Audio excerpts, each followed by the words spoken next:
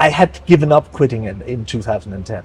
I had 2 children. I tried to quit with both. I tried to quit in between, and I really, really couldn't. So I was locked into my office where I was allowed to smoke.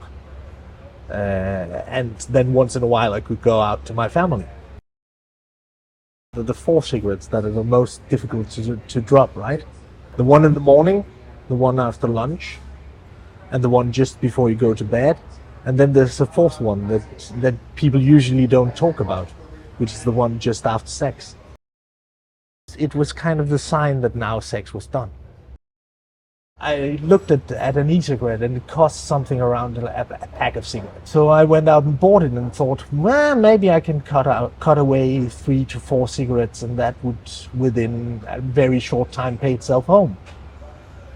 And from the moment I got the e-cigarette, I went down to 3 cigarettes. Roughly a month later, I was running out of cigarettes, and it was hissing down, raining, simply. And I had to go out and go walk to get the cigarettes. Do I really need them? And I just stopped. I could suddenly be with my children and my wife. While I'm a vaping evangelist, they are really the ones who are really pro-vaping, because they got their father back. My wife got her husband back. And they went as far as to say, you just vape wherever you want, because we have you here and you've stopped smoking. INCO was created at GFN, the Global Forum on Nicotine, in Warsaw.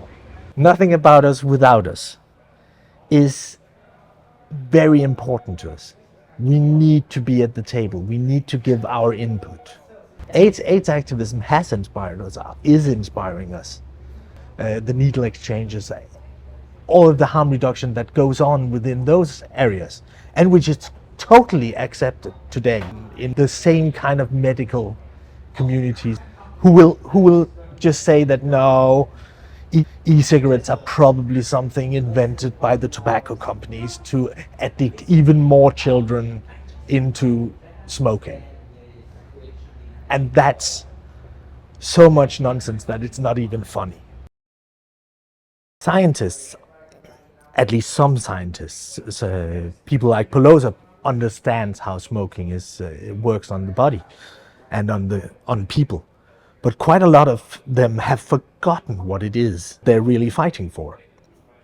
A lot of their fight has been against tobacco companies instead of fighting against the diseases which comes from combustibles.